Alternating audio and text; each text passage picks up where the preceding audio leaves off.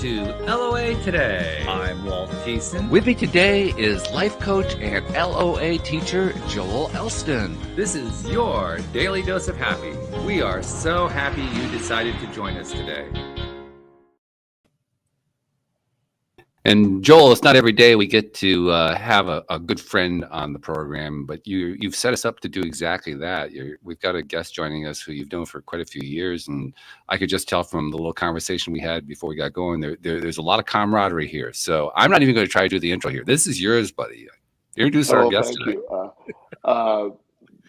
Dr. Ken Martz and I met at Williamsville Wellness when we both worked there several years ago, and we had almost an instant connection, and we all had very deep conversations. And while I was in my infancy of understanding the law of attraction, Ken was instrumental in sort of pushing me to the right side all the way. Mm-hmm. And he introduced me to Abraham Hicks. He's the one that literally told me about it. Yeah. So he evolved me from The Secret to Abraham Hicks, and so it was a wonderful relationship. We stayed in touch, but I really enjoyed working with him. We have been in contact over the years. He's now doing big shot stuff in Pennsylvania, author of several books. But this connection is just something that I value greatly. So it's an honor to have him on the show today, and I just can't wait to see. If we go by historical stuff that Ken and I used to talk about, sort of like you and I, Walt, God knows where we're going to end up tonight. Well, that means we're going to be in a rabbit hole, so that's a good thing. Because that's usually what happens around here, okay? The only question is which way is the way out of the rabbit hole? But we find that usually. But, eventually, yeah. Dr. Ken, welcome. I love rabbit holes. Anytime, any place, a lot of fun. And I got to echo that as well. It's like, always happy to be around good people and good friends, and these are the places that kind of just spark that relationship and that little bit of happy that kind of builds and snowballs into our day.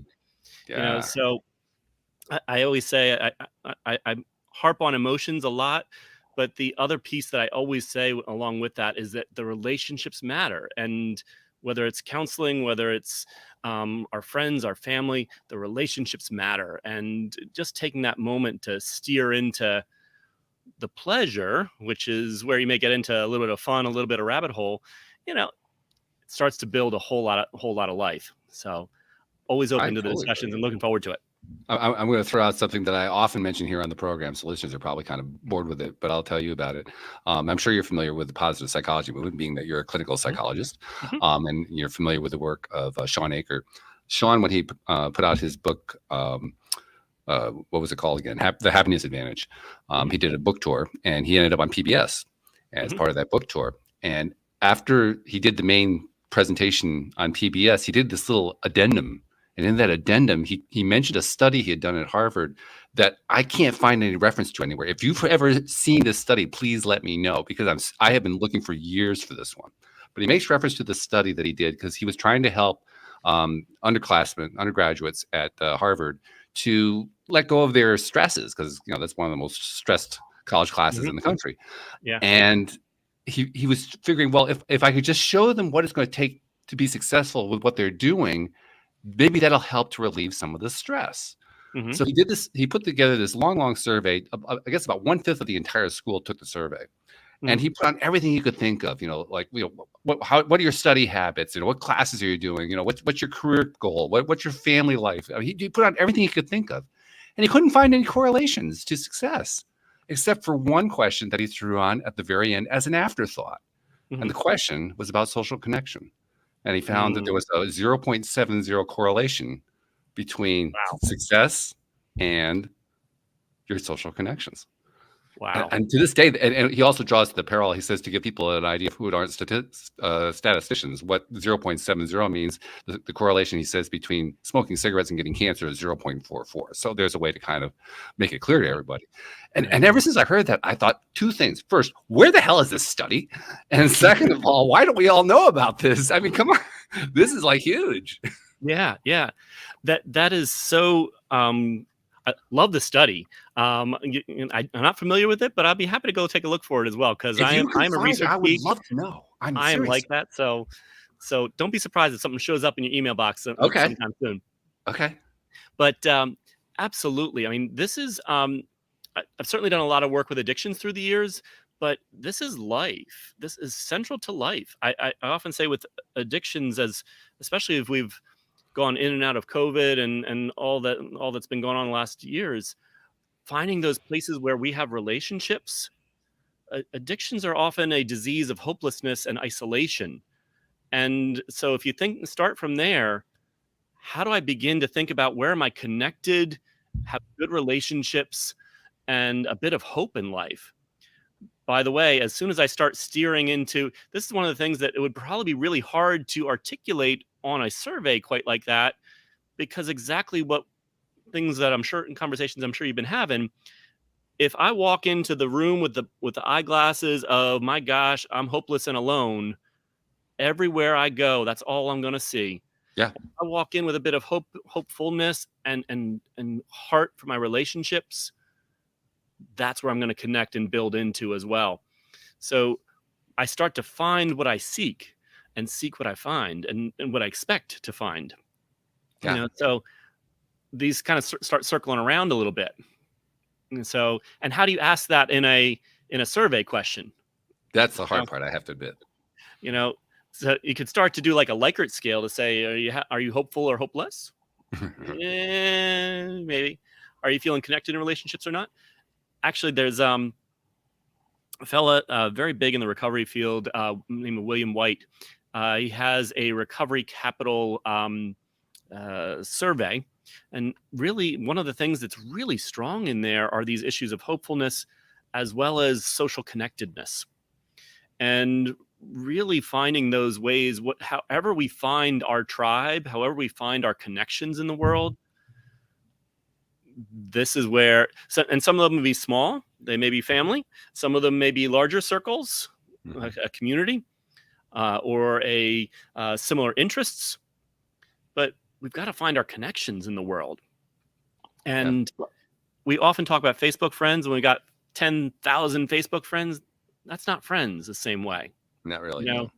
So how to have that balance of a larger connectedness as well as that person that lights up when I walk in the room and vice versa. And I want to sort of echo what Ken's saying. A few weeks ago, I just told you about a situation I was in early in my recovery where, I mean, literally I was suicidal and there was no point living. There was no hope going forward. Mm-hmm. And through a set of circumstances, I sort of mentored these two young kids that I'd met through an after-school program, and they were in equally bad shape as me, and they actually sort of became my friends. It's 5-year-old, 10-year-old, and me. We hung out with them, took them to the beach, and just really they were a bond. And one of the reasons that it helped me break out of my suicidal thoughts and actually literal plans was, there was a day where, because I would buy them milk and I didn't have any money, but I would do whatever necessary because they were in bad shape. Mm-hmm. That kept me alive. That connection with those two kept me alive, because, wow, what would they do if I killed them? It wasn't what I'm like, I don't care about me, but what would I do with them? So connectivity, networking, whatever you want to call it, that is so instrumental in the overall feeling of well-being. And I echo that, me being in recovery for a long time now, addiction, whether it's caused by the lack of connection or addiction creates the lack of connection, mm-hmm. but either way, a lack of connection is fundamental in perpetuating it and taking it to the very extremes. Yeah. And I like that balance there that you just said, that which came first, the chicken and the egg. Mm-hmm.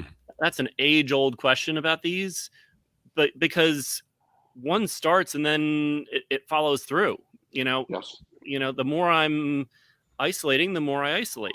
The more I'm feeling alone, the more I feel depressed and want to be alone. So one causes the other, It's hard to find the original source, but it almost doesn't matter in some ways, at least for that element. Sure. So long as you start the connecting, Now, once you make a connection and know how to do that, there may be a little bit of old stuff to figure out that, why am I got a wound here? Why am I, holding my shoulder funny because I got an old wound here that I gotta set it proper. But most of the time, if I just start connecting, it starts leading me down the path of kind of a good rabbit hole, if you will. You know? Yes, I agree. But let's stick with that rabbit hole for a minute, because undoubtedly there are many people. I was one of them for many years. I was very introverted for many, many years. And I didn't know how to get out of that. And I didn't understand. Well, if I had known, I think I kind of did know on sort of a rudimentary level that I needed to connect with others. I don't think I knew that that would actually solve a lot of problems for me. I just felt like there was a need there. But even so, I didn't know how to do it. And by saying I didn't know how to do it, I meant that I didn't know of a way that I could feel comfortable doing it, that I could feel good doing it. Right, right. So how do you, if you're in a really introverted state like that, what would you recommend to somebody? You know, how do you make those first connections? Absolutely, absolutely. And I think you started it right there. The first connection. You know, just like any journey of 1,000 steps, you start with the very first one, and then you start with the very first one. Yeah. And I talk about this often in terms of, especially with new counselors, it's like sometimes as a counseling relationship, we may be the first one that somebody is sharing something with to share that hidden part of myself, that thing that I never told anybody before, or maybe not even wanted to admit myself. You know, sometimes even got to build a relationship where it's like, I've been working with somebody before for months, and they finally walk in the room and they sit down and they say, all right, I got to tell you something. It's like, okay, I know what we're going to talk about now. You know, it's like, now we're going to have that kind of talk today. You know, so you start with one person, and might even start even a little earlier with that, with the simple question, who can I trust out there today? And how can I get a little bit more time with that person today? Maybe I can give this person a call. Maybe I can take a little bit of a risk. I sometimes think about it in terms of 3 groups of friends, if you will. One's kind of the Facebook friend group out there that, you know, maybe larger circle people all work at your job or your neighborhood or whatever, but you don't really know. Then you maybe got 10, 15, 20 people that you kind of know, but you maybe are in close in contact with, maybe not so much. And then how do you have that 1, 2, 3, 5 people that's like, they know it all, if you know what I mean? And so you start with just that one person, either that you're moving from the outside circle into a little bit closer, or with that one person that's already in the inner circle, and you practice there. Much like law of attraction, you start putting your mindset into that sense of, I'm safe. I love spending time with this person. Let's go hang out. And all of a sudden, you got the freedom to know how to do it. You're practicing how to do it. And then the next person that comes along that is a good match for you, it's no longer a question about, I don't know how to do it. I heard that in back in the comment. Sometimes it's like, I don't know how to do it. But if I start with where I'm practicing in front of me, I find ways that I already know. I'm also a big toolbox kind of guy. I'm a 1,000 little tools, and it's like the management rules is that throw. If this one doesn't work, let's try this one. Let's try the next one. If that one doesn't work, we'll try the next one. I'll tell you which one I think that works the best for a first step. Sure. But, it's like start with one and then work next, and this would be my for this particular question, that would be my first step, is picking the first person. Tell me one thing that's a little vulnerable. Tell me one thing I'm a little scared to tell you about. Or let me tell you one thing I'm a little scared to tell you about, or vice versa, or ask another kind of question like, hey, what do you count on me for? Notice what just happened here. All of a sudden now they're having a dialogue about my strengths. Mm-hmm. Or how do I say thank you? Hey, I was really feeling some kind of way today, and I really appreciate seeing you. So giving that gratitude. Sometimes it can start with a very simple step of vulnerability, of just honesty, of directness, rather than, I don't know, that kind of wishy-washy. If I'm walking into the room a little wishy-washy and not sure about what I'm looking for, it's a little harder to find it. So it's one of the things I always love about Joel too. It's like clear and direct. You know where you stand, and it's great for taking those first steps and building that courage to, move out there and take some risks and grow. Yeah, that clarity is huge. I'm sure it works really well with his clientele too, because I know from my own perspective and I can remember pretty clearly when I was so introverted and I didn't have any circle of friends at one point. I mean, I closed off the circle that I previously had because there were addictions involved and I didn't want to be part of it. And I didn't have anything to replace it with. And that was pretty intimidating because where do I start? And the other thing too, when you're introverted and the introversion means that you don't have a lot of social connections going on, it probably means you have other stuff going on too. In my case, I had severe financial issues going on. So I had a whole bunch of stuff all tied together. And you kind of don't know where do you point your energy and like, oh, well, but I can't do this because of that. And that, but you just kind of talk yourself out of all kinds of things. Right. And so that's, I always talk, like I said, I talk a lot about relationships, but then emotions are the motivators of our actions.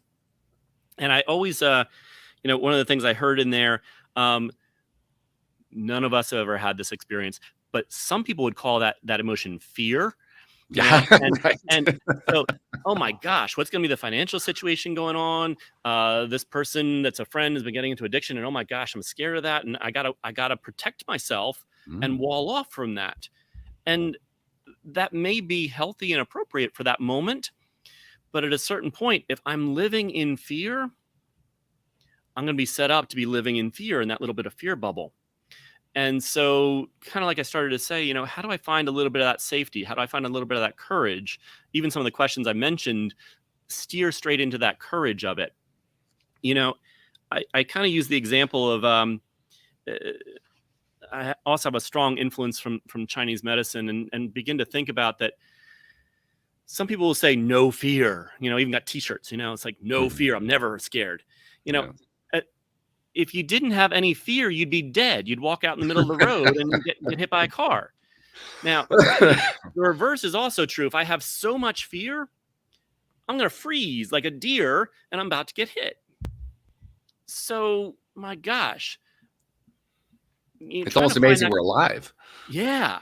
So we've got to find that balance where it's not too much, not too little, just right. Fear is there to protect us from those dangers that we were seeing, financial or family or friends or whatever it may be.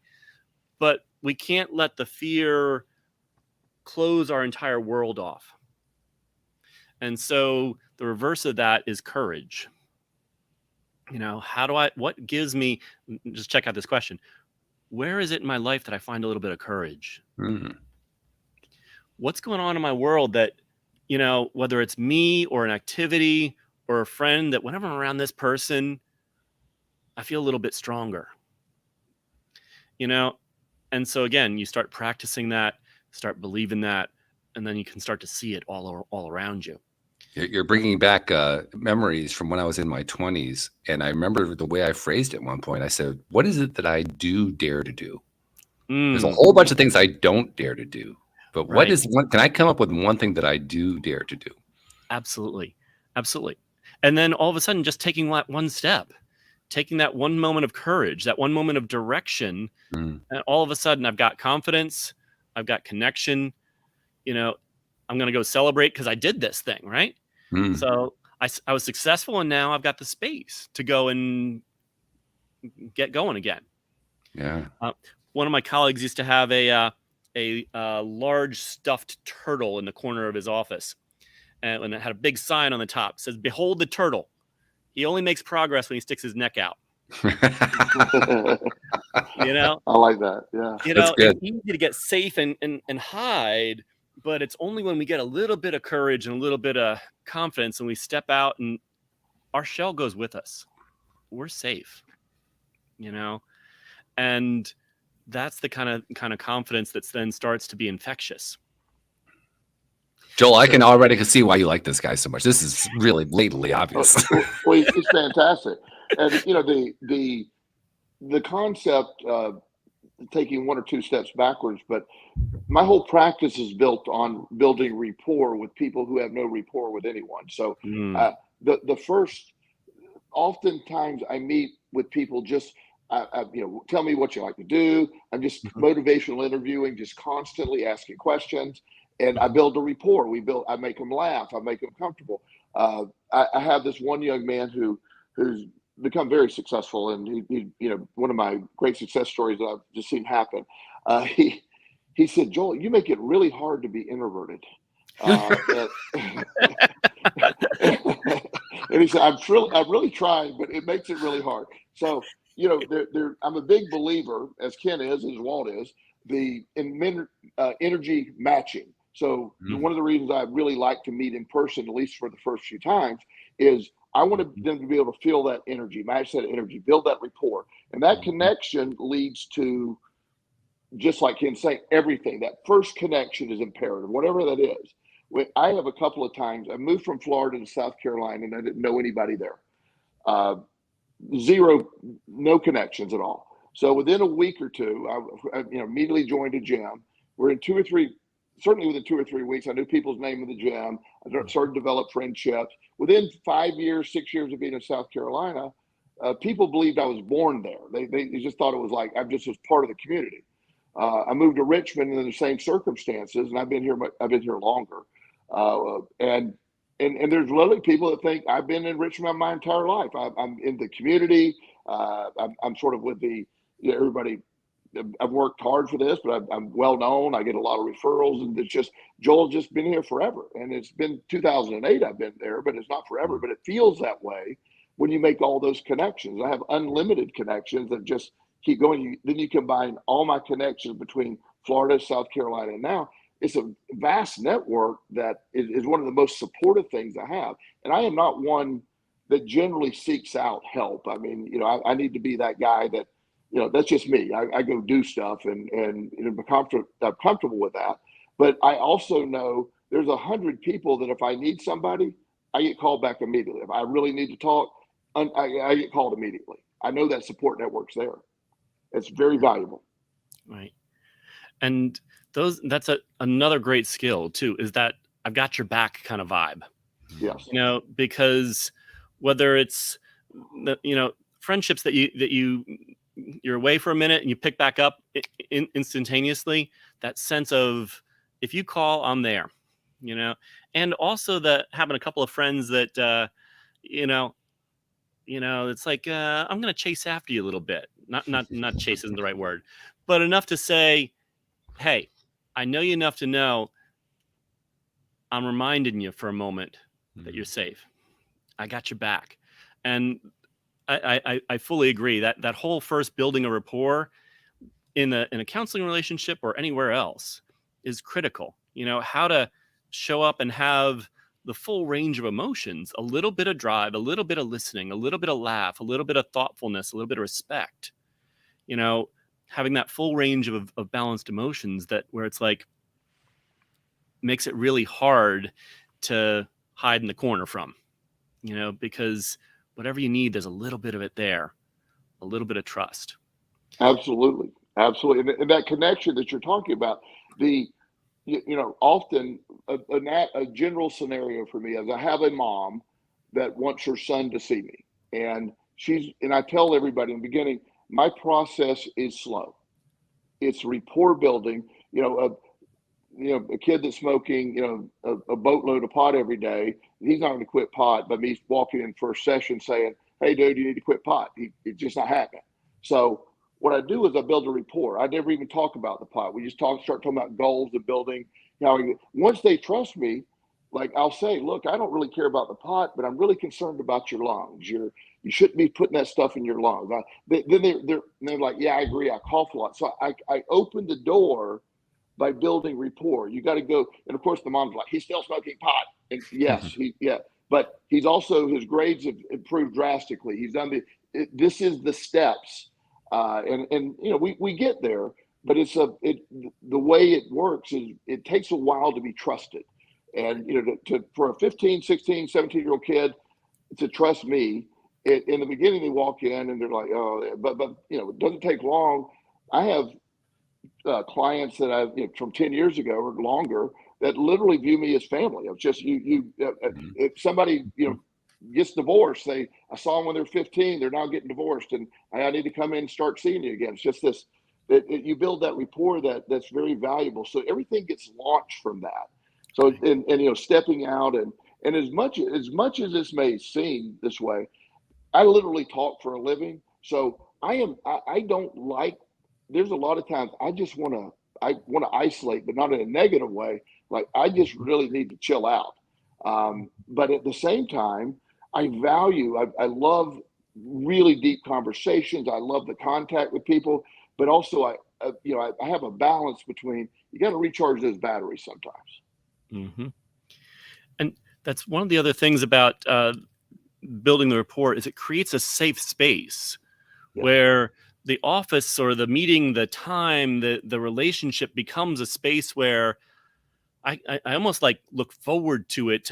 I need to go talk to so-and-so. I need to connect for a minute because I know I can just kind of let the hair down and don't have to be afraid of the judgments, and it's just safe to be me, because going back to that earlier comment about, how do you balance the fear versus that's exact opposite of I'm feeling safe. I'm feeling heard. And when I feel heard, when it's a little sunny out, I start to climb out of that turtle shell, and like Joel said, I may not have stopped the marijuana immediately, but I may be suddenly,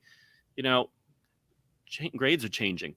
Life is changing. I'm smiling a little bit, it's all connected, Yeah. And once you have access in a therapeutic role, once you have access, I always say the front door is really guarded.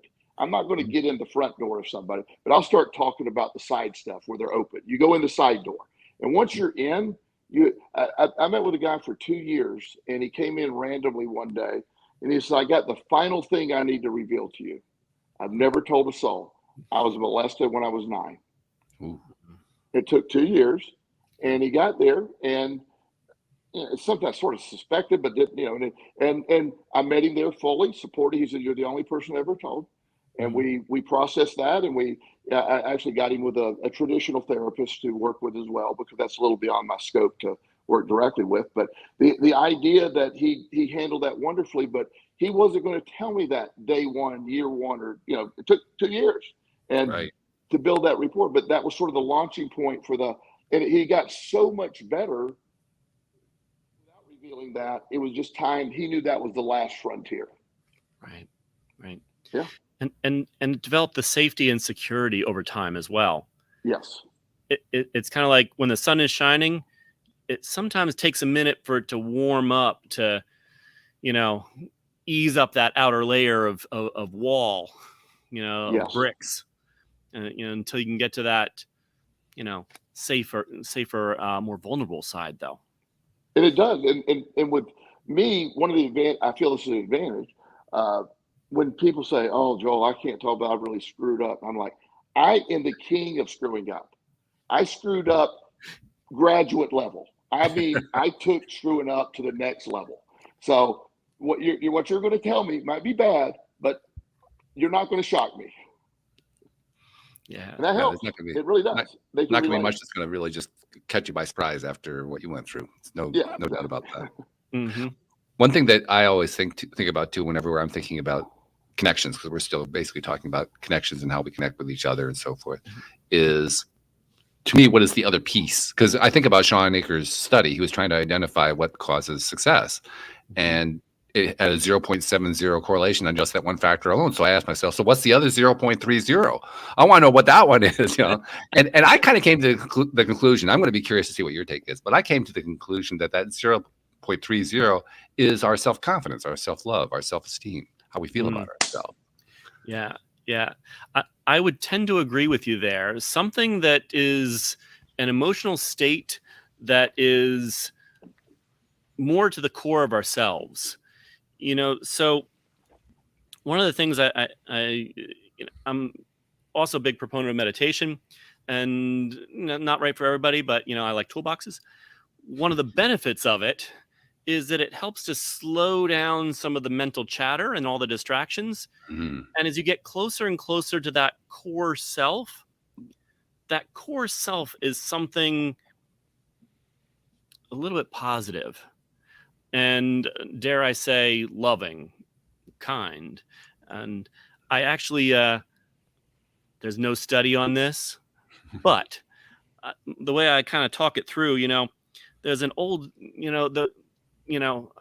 I'm back in school. One of the first things they talk about is Freud. And, Freud had this cool idea that said humans are made of filled with these evil sexual and aggressive impulses that you need to like stuff them in a box, or else we'll go rape and plunder and kill people.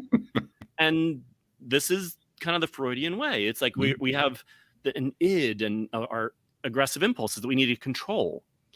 Well, he's a century old. It was inventing it. He was making it up as he went along. Yeah, he didn't have other pioneers. He was working with what he saw, and we've grown a few things since then. We have a more modern person, and is now still a little past.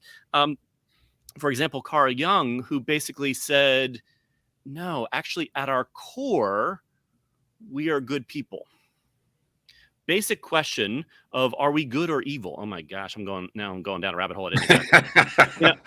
But he basically said, if we give you a little bit of water, a little bit of sunshine, the right ingredients, all of a sudden we just start blossoming because we're ultimately good people. In which case, the process of therapy isn't about shoving you in a box and telling you what all the boundaries are and you're wrong, you shouldn't be doing marijuana, but to help to grow a little bit about where is your confidence, where are your connections, how do you trust, how do you love yourself and somebody else, and all of a sudden, we become more ourselves rather than ourself that's hidden underneath the turtle shell.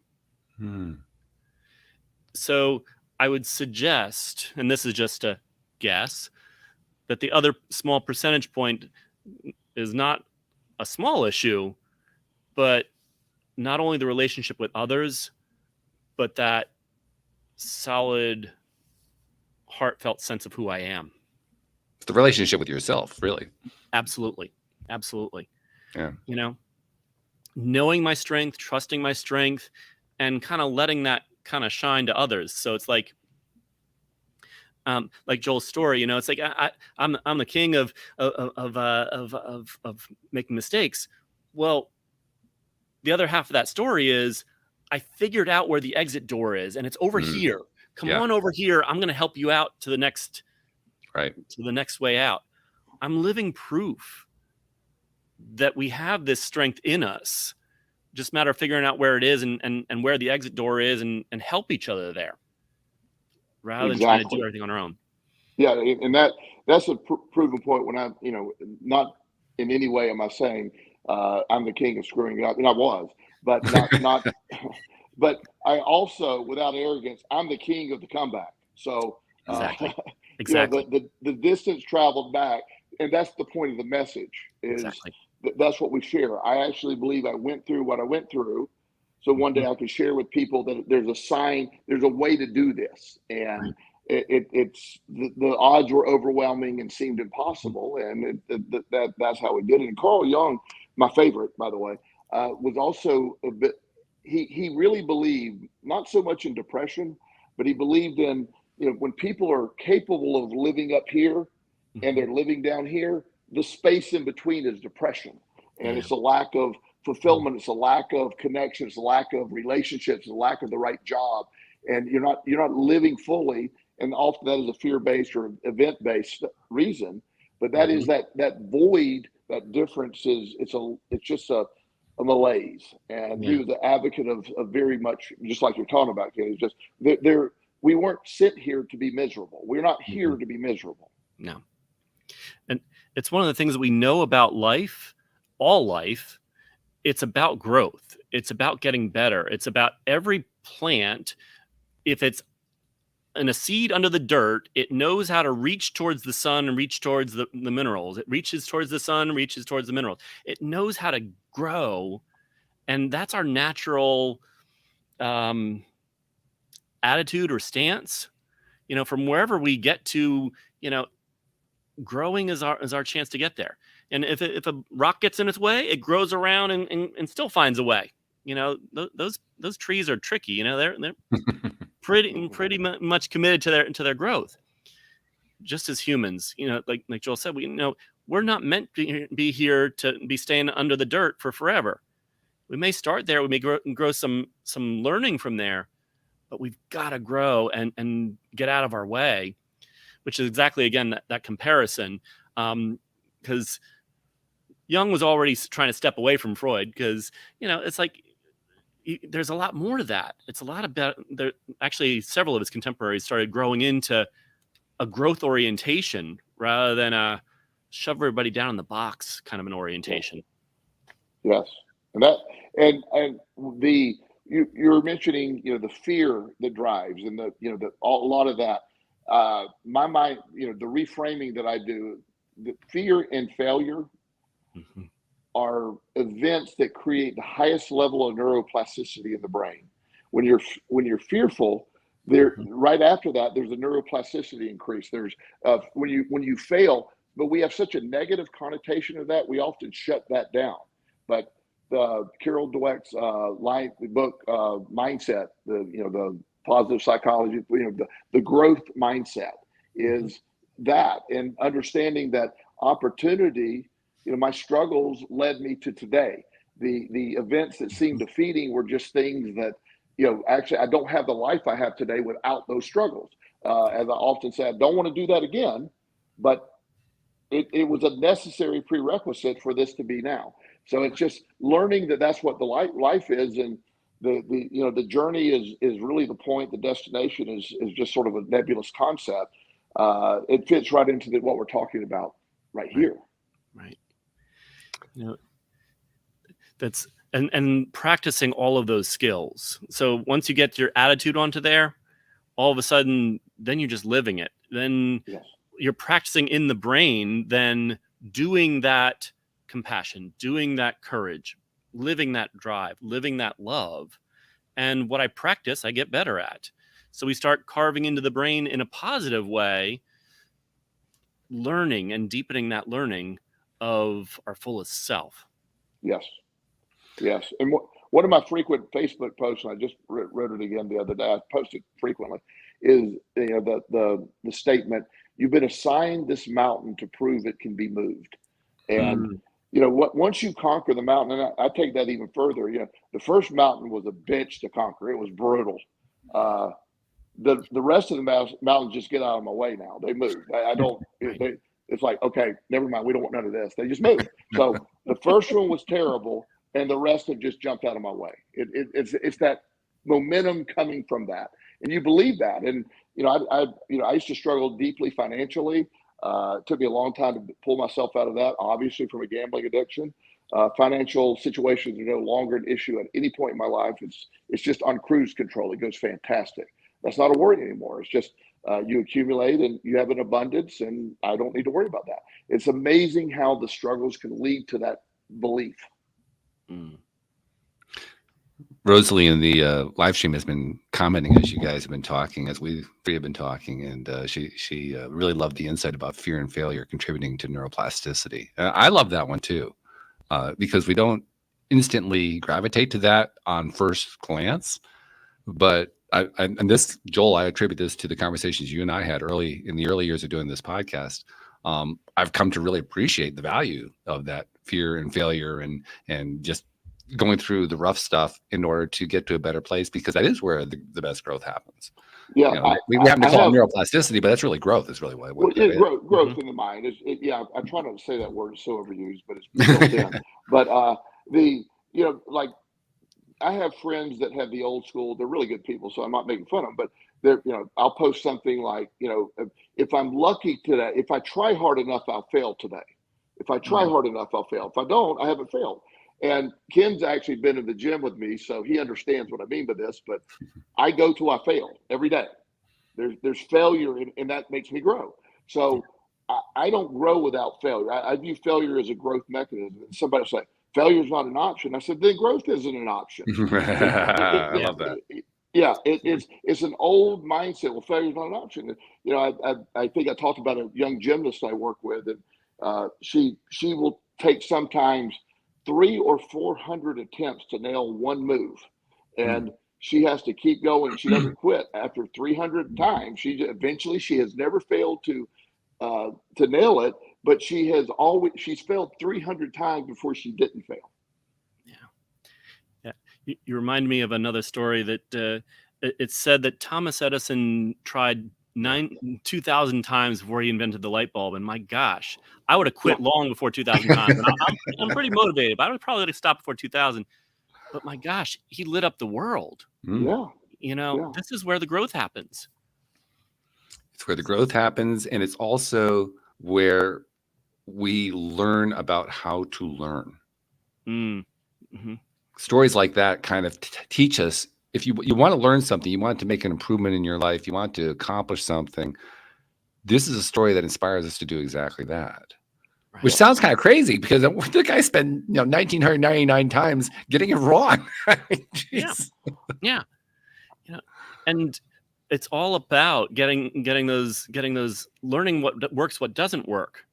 It's like I said about if you don't have somebody to tell you where the exit door is, you may sometimes have to make a few mistakes to figure out where the right direction is. Mm-hmm. And that's a part of the learning. But if I stay safe, I'm never going to get fatigued. I'm never going to find the way out. Yes. I'm reminded also of the fact that Edison, when he invented the light bulb, he invented what is now known as the incandescent light bulb. In other words, he passed electricity through a wire, and the breakthrough was when he realized, I got to take the action out there, and then allowed to keep going. Oh my God, I did it!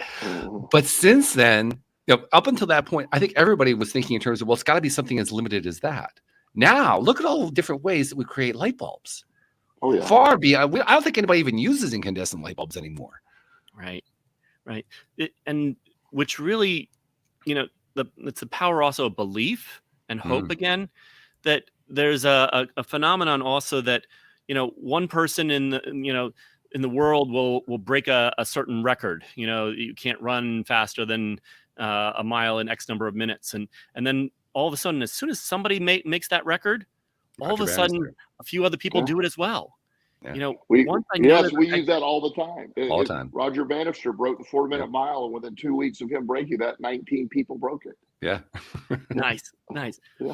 Yeah. It's like we give each other hope and no longer believe collectively, or, Jung used to talk about the collective unconscious, that sense that somehow there's connections around, whatever that means, that, I don't believe that such a thing is possible. And then once somebody figure out, yes, this is possible, and the exit's over here, people start doing it. Let's talk about that collective unconscious for a minute, because I've always been intrigued by the idea, and especially now that we're into the realm of genetics, epigenetics, and all that kind of thing, and with law of attraction type conversations, we start getting into more spirituality and source connections and all this kind of thing. So we're now at a point, I think, in human development where we appreciate that there are other ways that we connect to each other beyond the verbal communication, the physical communication, and so forth. There's something else going on there. To what degree do you think Jung was trying to address that with the collective unconscious? I think he was definitely onto something. He was probably using his language of the day. And I think that science has brought us in another 100 years, more evidence of things that are similar to this, even if we still don't have an understanding of it, I don't think. So for example, there's everything from, hormonal communication amongst people, or even a little further out, the physics is, the technical term I believe is spooky action at a distance. Yes. That if you do something to one atom, it actually starts spinning another atom even miles away. Simultaneously, in that manner, with no delay. Exactly. So it's like how we're just beginning to learn about how that may be connected and intervening together. Whether you call that a sense of consciousness that flows through, or the atomic connection, or something else. The labeling of it, I think we're still working out. Right. But the construct of, they've even begun to test a bit of when there are masses of people that all get into a certain emotional state, it creates an effect. So, for example, you can look up. It's called the Maharishi effect, and so as I understand it, when you get together the square root of 1% of the population, which is a number that comes from physics, which means you need a spark to light a match. You need just enough critical mass to light a match. that when you got these, for the city of Washington, D.C., that was about, as I recall, 100, maybe 200 meditators. And one of the things they found was when you got that critical mass together to do their practice, the crime rates in the city went down. Mm. And on the days when there weren't enough people there, the crime rates in the city did not go down. So there's only two conclusions that could possibly be from this type of a study. One of which is that all of the meditators were all the criminals. And so instead of committing crimes, they were sitting there meditating. And so that's why there's no more crime. The other solution, the other inkling to that is that there's some way that we're connected in ways that we may not still yet be understanding. The simpler other conversation would be 200 people got together, put an intention of compassion, put a tension of happy, and they all went and talked to 200 friends, went to talk to 200 friends, and didn't cut people off on the traffic. You know what I'm saying? And so started infecting people around them, physically or in other ways, with a sense of compassion and a little bit more compassion and gentleness. You know, some ways we're connected. I think we are connected. And I love the fact that you threw the gentleness and compassion in there. To me, that's just another way of saying connecting in a positive way, in a way that feels good, in a way that is in the hope and possibility realm rather than in the fear and doubt realm. Right. Because that can also be communicated to the group. And we're really good at that, by the way. We're very highly skilled at that. In fact, I would say that we're probably near the top of the pyramid on that one. We've got that one down pretty good. We're still learning the other one.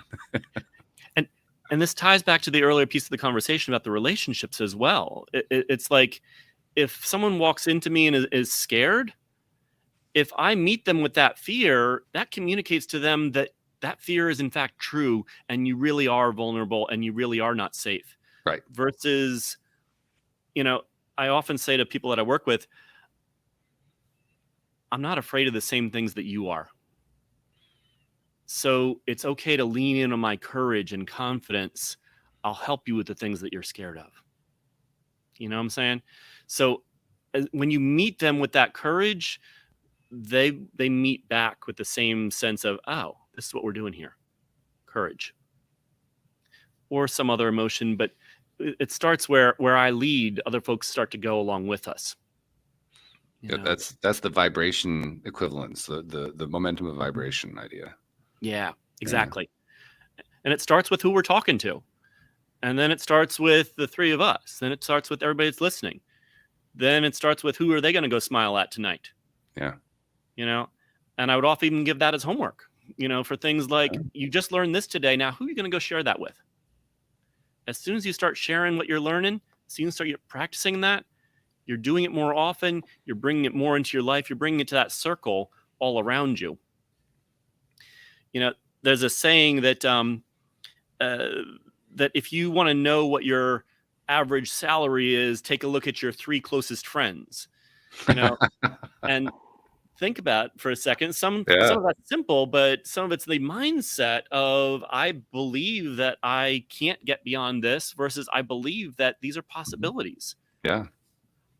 Plus, the more resources of those around me, the more I'm building solid relationships, the more strength I have to go and do whatever I need to do.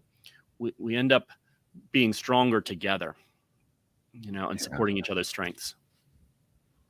It's funny, Dr. Ken, because Joel was my 12th interview on the show. I've been doing the show now for 10 and a half years, and he was my 12th interview back in 2012. That's how we connected. And then about a year and a half later, I got in touch with him again and said, we had a good interview. Would you like to be a co-host? So we did that for a number of years. And then he just recently returned. One of the things, though, that I'm reminded of is that in those early days, the reason I got him to do that first episode with me was because this was initially about law of attraction. And I was trying to learn it for myself. I mean, I kind of knew the basic, but a lot of it didn't make sense. I figured I'll bring some experts on who can teach me.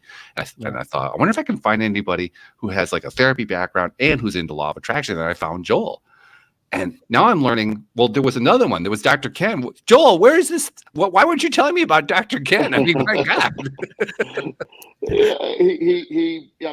And also the idea we successfully, and again, what I can talk about some positives of the time at Williamsville Wellness, and which I like to do, and we had a really high quality staff, and I really loved our team very much. Yeah. I loved our meetings. I loved it, but we had the authority to implement stuff like this. So we were able to use law of attraction. We were able to talk about that. We watched The Secret, it was sort of guaranteed, mandatory watching it for a while. But it's just, so, the idea that we had two, again, I was, at the time, I was not near as understanding. I was, as I said, I was the secret level law of attraction. And then Ken got me on the accelerated version of that. I don't know where we're at now. I think we might be close, but not there's a competition. No. Well, and nor is it a competition in another way, because just to your point there, the program was set up as a team, and each of us had our own unique strengths, and it's like there would be times where it was like, hey, I can't get through to this, Joel, this one's yours. And other days, vice versa, or no, this one belongs with so and so, and different ways of saying things, different ways of being can get through to different folks, and we're stronger together in multiple ways. How have you found that it has played a role in your own life, though? I mean, we've been talking a lot about your clinical life, but how has it played a role in your life to develop these understandings? Absolutely. So for me, one of the key elements on that has been really to maintain the awareness. And that's part of why, I say of one tool, if I only had one, it's my meditation, because that's my time to get still, clear out the mess and get back to that center. But B, it starts to put me into a practice of being in as close as I can get to that positive state. And then whatever comes up over the course of the day, stuff happens, and, my glasses get a little dirty and a little muddy. You can have a space to go back to. So just adding a layer there about structuring towards that positive view. So do I start the day? Do I end the day? Do I take a whether it's meditation, whether it's gratitude journal? What am I grateful for today? Actually, it's kind of like our brain is the great Google. It's like if you hey, what's going on today? It'll tell you 1,000 things going on. If you say, hey, what am I proud of today? In a second, you've got a whole list of things that you did right. If you turn on the news, it's easy to find the scary news, but it's just as easy to find. Try this out sometime. Type in nice news. Yes. You will find there are actually stations of the kitten in the tree stories and the saving stories, and they do exist if you tune the search engine in the right direction. Right. And so for me personally, working with others with it's a practice. One of my mentors used to say, it's not that I'm a good therapist so much as that I'm a better patient. Ooh, and so I like that. It's really about none of us are perfect, but as we do that inner work of trying to clean up our messes, grow out of our old mountains, and steer towards the positive, I had the strength to then lead, and put a structure in place to keep that going. So Joel's made the point to me numerous times that one of the reasons that people become therapists is because they're trying to solve their own problems.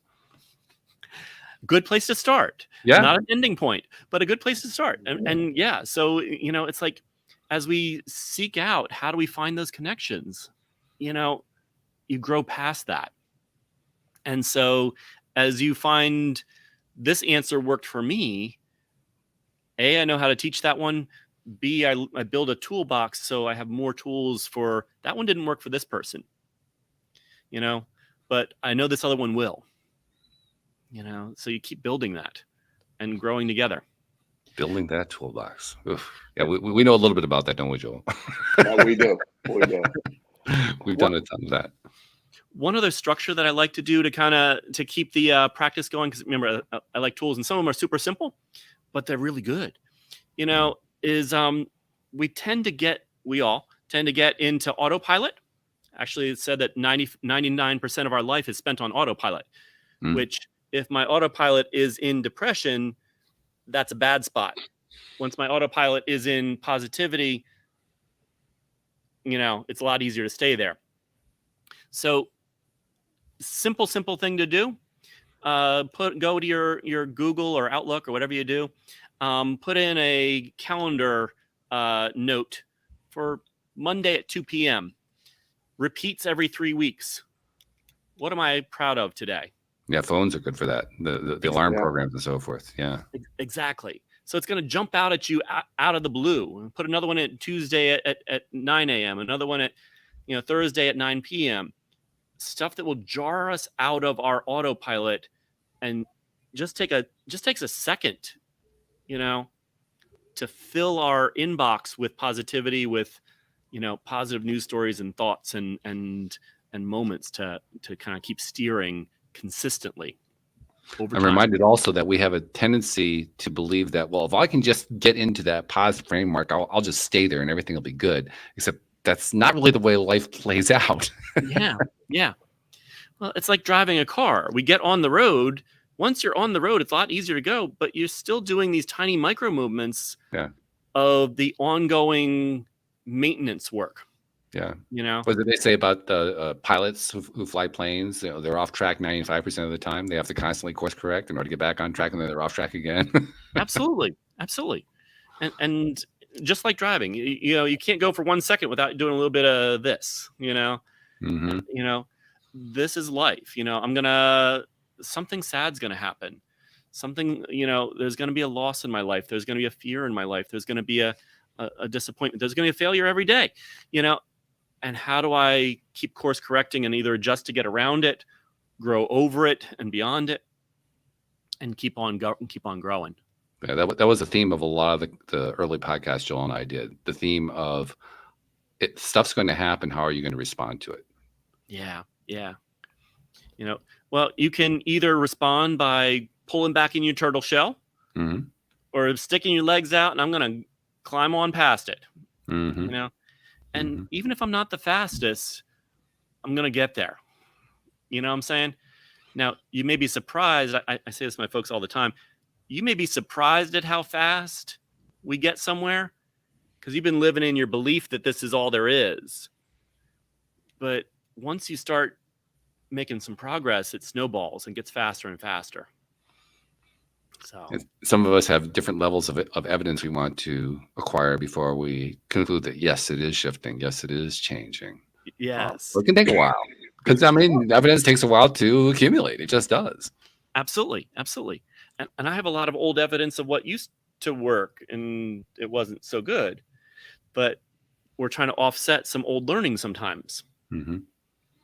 Actually ties back to one of Joel's comment before about the fear is one of the ways that, it is wired into our system. If I touch a hot stove, it burns it in right away.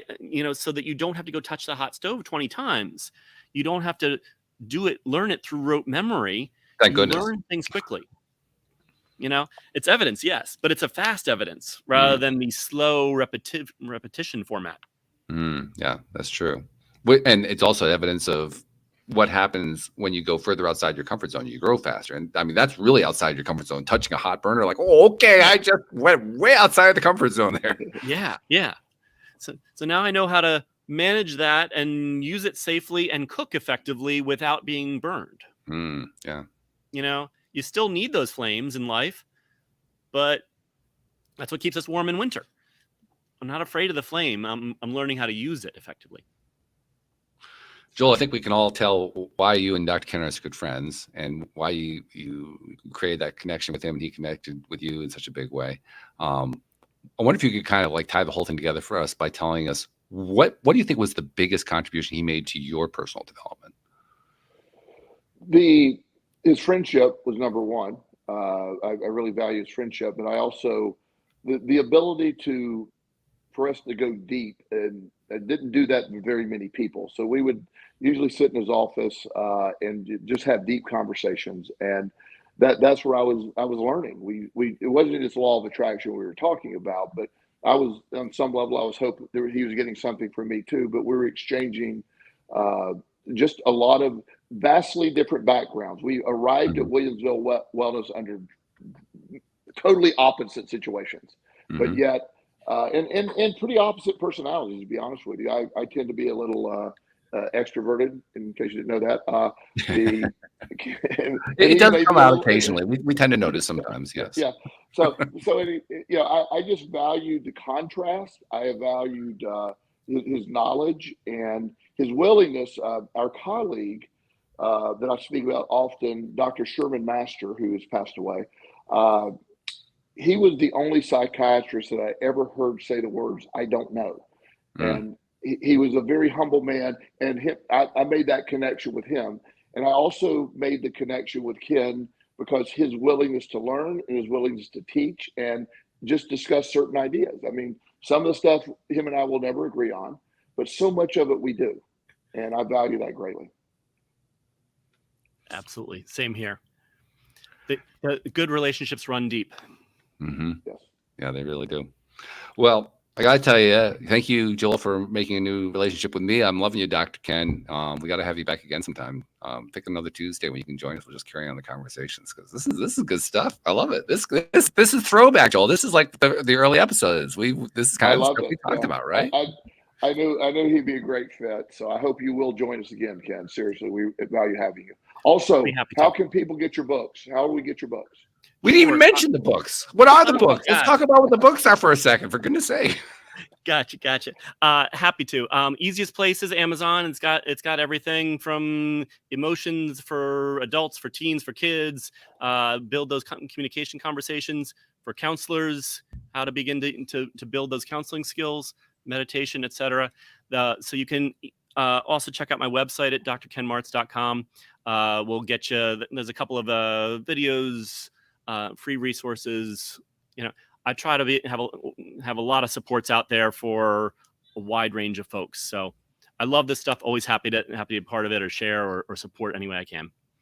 Fabulous stuff. One thing I'm going to do with you that I like to do with all guests who come onto the show, because if you come onto the show, you're pretty much a giver. That's why you're doing this kind of thing. And it's certainly true for you. It's very obvious to me. I don't know all the different ways that you outreach, but I'm sure there are a bunch of them. One thing that is in common with all of them, I'm sure, is that there are many people you've never met, you've never seen, who have consumed your content. Maybe they read your book, maybe they saw a post that you wrote, maybe they saw you on a podcast like this one, whatever. And I personally believe we don't get enough credit for that. So on behalf of those people that you've never met, that you've never seen, thank you for all that you've been putting out there and all that you do to help them, because you're making a big difference in this world. Thank you. Yeah, I think it's really important. And you as well. These are the types of conversations that have a positive ripple effect. And so thank you for what you're doing, and happy to be a part of it, and happy to rejoin anytime. Definitely, we're gonna have you back. This is great. This is fun. This is why I got into doing it in the first. Well, not in the first place. I learned later on that I loved doing it. I did it at first because I needed the help, but then I said, "Oh, this is good stuff. This is great. Let's keep this going." After the first 400 or 500 episodes about LOA, I said, "Okay, what can we expand this to? I mean, I want to keep going. This is fun." So yeah, good stuff. So thank you very much, Dr. Ken. Thank you, Joel, for bringing us Dr. Ken and for our usual conversations. I love that as well. Hopefully Sam will be able to join us next time. And thank you to our podcast listeners everywhere. We'll see you all next time here on LOA Today. Goodbye, everybody.